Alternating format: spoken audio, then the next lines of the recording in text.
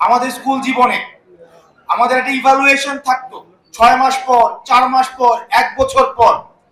এই সরকার প্রকাশ করতে হবে গত 1 বছরে এই সরকার কি কি করেছে, সেটা আমাদের সামনে প্রকাশ করতে হবে।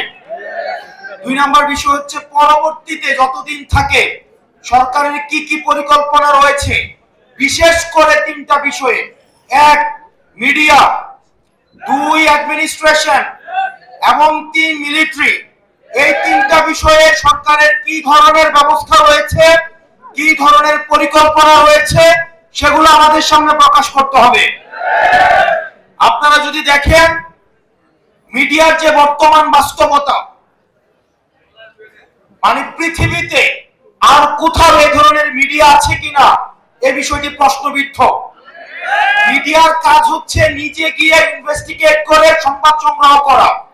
আমরা সেই জায়গায় দেখতে পাচ্ছি বর্তমান অধিকাংশ মিডিয়ার ভাইয়েরা এসে যারা নির্মোহভাবে বস্তুনিষ্ঠভাবে যারা কাজ করতে চায় তারা আমাদের কাছে এসে অভিযোগ জানায় যে ভাই মিডিয়ার যে মেকানিজম সেখানে কাজ করা অনেক বেশি ডিফিকাল্ট হয়ে যাচ্ছে।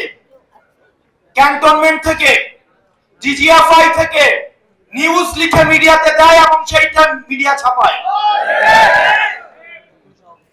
এবং আপনারা দেখেছেন সম্প্রতি মিডিয়া কিভাবে নগ্নভাবে এই গণ অভ্যুত্থানের সাথে যারা জড়িত তাদের ক্যারেক্টার অ্যাসাসিনেশনের জন্য, নারীদেরকে কিভাবে বিতর্কিত করার জন্য একটা চেইন, একটা অ্যাপ্রোচ নিয়েছে। আমরা মিডিয়ার প্রতি আহ্বান জানাবো। আমরা চাই মিডিয়ার থেকে বস্তুনিষ্ঠ এবং জনগণের যেই বক্তব্য, জনগণের যেই দেশ নিয়ে যে পরিকল্পনা সেটা সঠিকভাবে উঠে আসুক। অথচ আমরা মিডিয়াকে দেখতে পাচ্ছি গণমাধ্যমে আগের মতো ডিজিএফআই থেকে শুরু করে রাষ্ট্রীয় বিভিন্ন এজেন্সি সেখানে নগ্নভাবে হস্তক্ষেপ করে।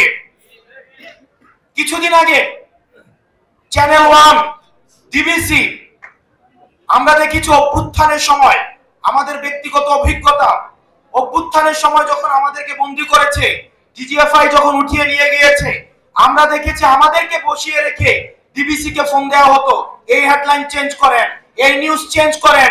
ডিবিসি তখন সেগুলাকে চেঞ্জ করত।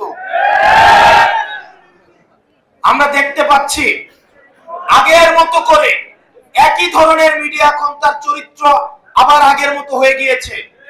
এজেন্সি ছবি তুলে পাঠায়, সেটা মিডিয়াকে দেয় এবং মিডিয়া সেটাকে প্রকাশ করে।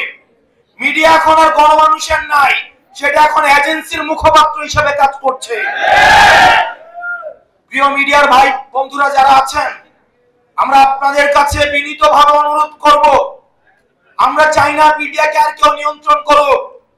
হাসিনা যেভাবে মিডিয়াকে নিয়ন্ত্রণ করেছে, বাণিজ্যিকীকরণ করেছে, বিভিন্ন অলিগার্ক শ্রেণীর মধ্য দিয়ে মিডিয়াকে নিয়ন্ত্রণ করেছে, সেটির অবসান ঘটুক। এবং আপনারা যারা গণমাধ্যম কর্মী আছেন, আমরা জানি আপনাদেরকে বেতন দেওয়া হয় না, শুধুমাত্র মিডিয়ার বুমটা ধরিয়ে দিয়ে আপনাদেরকে বলে এটা দিয়ে আপনাদের জীবিকা অর্জন করেন। আপনাদের ওয়াইজ বোর্ড নাই, আপনাদের নিয়মিত বেতনের কোনো ব্যবস্থা নাই। আমরা চাই আপনারা আপনাদের পক্ষে কথা বলুন, আপনারা গণমানুষের প্রতিনিধিত্ব করুন। কোন এজেন্সির প্রতিনিধিত্ব করার দরকার নাই, কোন বর্জ্য শ্রেণীর প্রতিনিধিত্ব করার দরকার নাই। আপনারা বাংলাদেশের প্রতিনিধিত্ব করুন, বাংলাদেশ আপনাদেরকে খারণ করবে।